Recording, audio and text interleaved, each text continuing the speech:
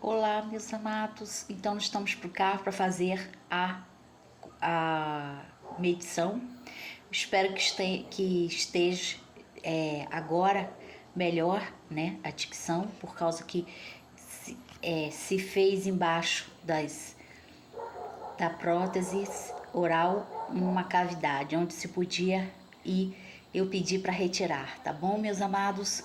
Não podia continuar com tamanha dificuldade de locupletação.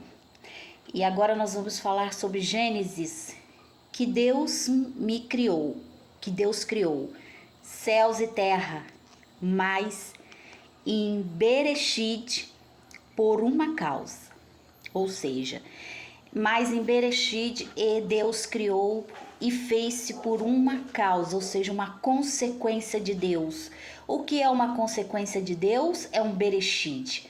Então Deus criou em Gênesis a terra por uma causa, e isso está em Bereshit como consequência, tá, meus amados? Então a água foi feita no segundo dia, mas o Espírito de Deus pousou já formulando a existência antes do segundo dia. Antes do Espírito de Deus já existia a água. A primeira coisa que Deus criou foi água. Salmo 147. Então Deus não criou a terra, Deus criou a água. Em Salmo 147 nós podemos ver a criação da água, por certo, e criou-se o gelo e depois ele criou uma formação muito peculiar aos seres humanos que foi a neve. Tá bom, meus amados? Então transformou-se Jó 37, a neve, seja a terra. E assim da neve ele criou em Jó 37 a terra. 24 livros extensivos estão na Bíblia. Salmo 136, a terra ficou apoiada sobre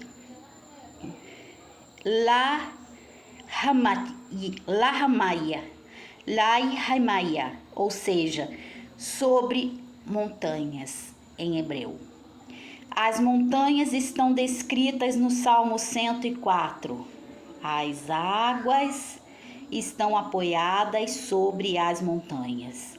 Em Amós 4, ele que criou os montes e os ventos ruach, que eu falo aqui, os ruach, que são os ventos fortes. E ventos que se apoiaram em algo bem fino, no Salmo 148. Ventos que são os ruais Seahar,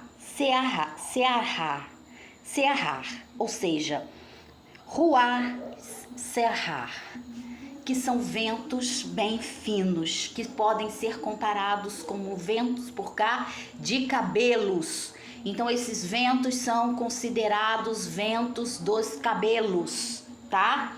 Ventos tempestuosos. E Deus criou um talismã em Deuteronômio por baixo, tá? Deus criou um talismã que se apoia sobre seu braço.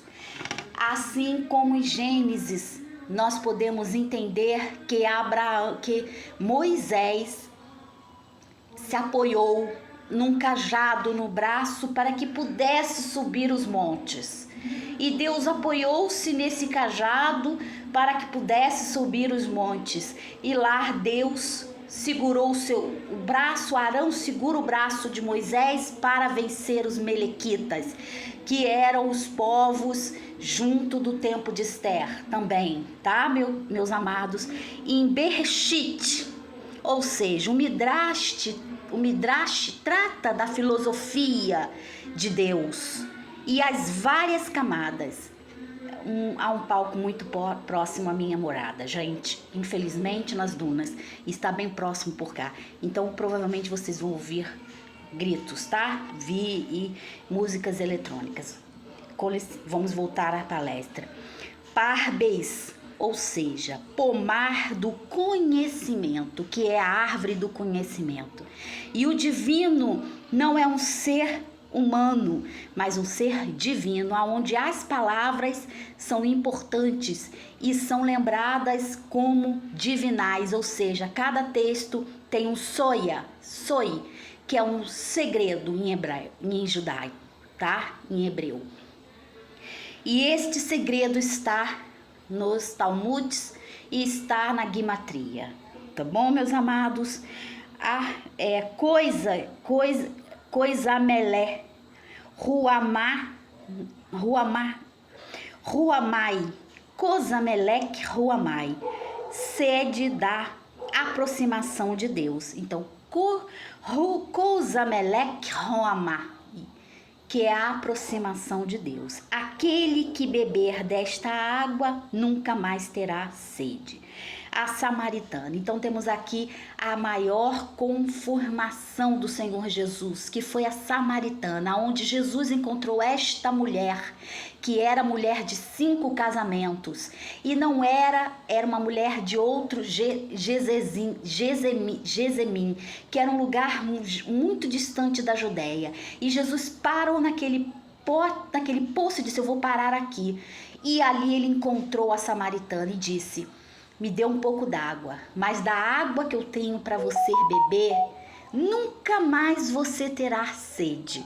Então, quando Jesus aporta esta passagem, Jesus quer dizer: desta água você não terá sede. Por quê? Porque desta água é a água da vida. Então a primeira fonte, que foi a primeira coisa que foi criada em Gênesis, não foi a terra, não foi os bichos, não foi os seres humanos, foram as águas. E as águas foram criadas neve, e sobre a neve as montanhas, os roachs. E nas montanhas os roachs começaram a fazer a formação da terra, a terra firme, que foi os ventos que começaram a soprar. E aí vem o Espírito de Deus sobre a terra, povoando a terra. Então nós entendemos essa passagem de Jesus como primordial, meus amados, que desta água que nós não sentiríamos mais sede, mas sim teríamos vida, e vida eterna em abundância. Então quem beber desta água não terá sede, mas a vida eterna. Eu espero que esteja melhor esse áudio, tá?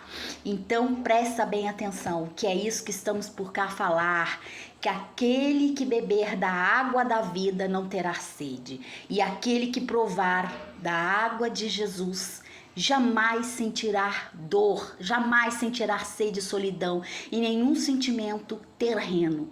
Pois os roachos não podem tocar nestas pessoas, e Deus e Jesus consagrou esta mulher e levou a ela, e ela se tornou uma missionária.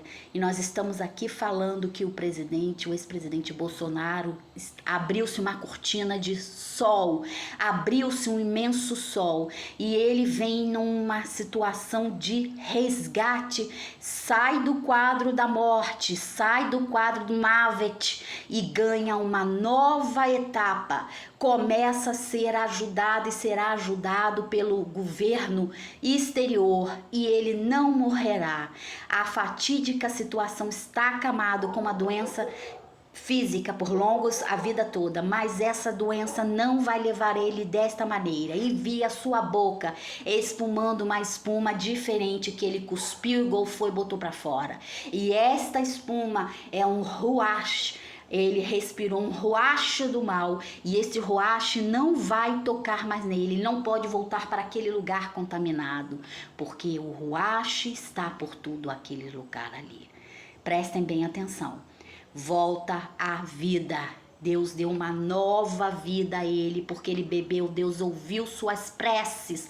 Elohim ouviu as preces dele, e ele não vai decair. Não agora, tá?